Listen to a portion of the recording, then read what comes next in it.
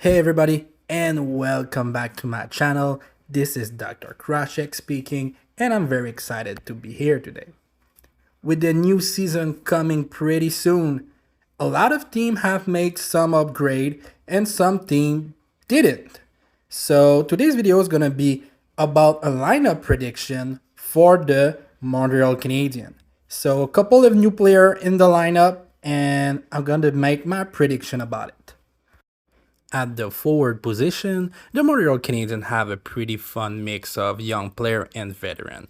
The first line will probably not change with Suzuki, Caulfield, and Slavkovsky, and now with the return of Corby Dak, Alex Newhook gonna return to the wing position, and you can put a guy like Joshua Roy in the mix.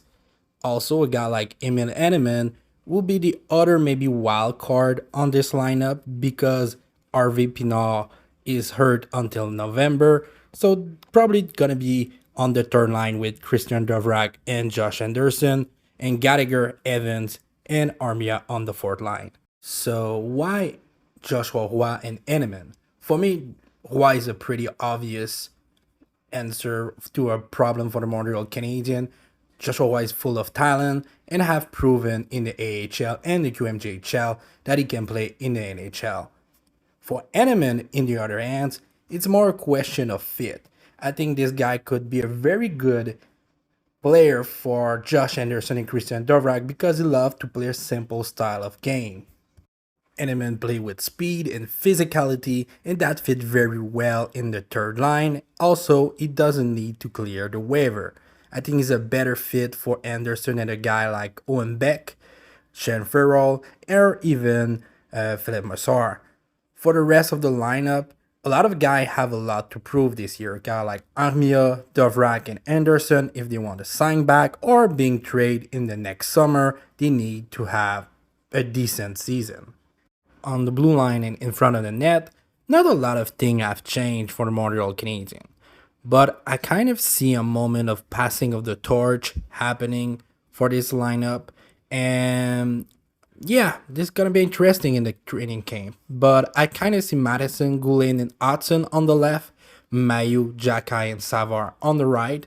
And yeah, Lane Hudson gonna be an NHLer. Same thing for Mayu if you ask me. He had a pretty good game last year. And guy like Jaden Struble, surprisingly for some people, will not make the team, and not because of his talent, because I think will be a pretty good number 6 or number 7, but because of his contract. Struble doesn't need to go through the waiver this year again. And other player that I think are less good than him cannot. Guy like Justin Baron and Jordan Harris need to go through the waiver, and this is why Struble will not make the team. In front of the net, Montembeault and Primo will be the tandem for the team, and I think that will be pretty interesting. For my standing prediction, we need to compare to last year, the 2023-2024 season.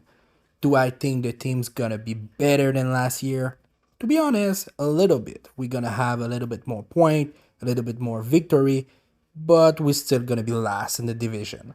We're gonna maybe have the chance to draft another great player, or maybe not a Demidov great, but a pretty good player. And being between 7 to 10 in the draft is a pretty good thing. This is maybe a little bit sad for the moment, but could be great for the future.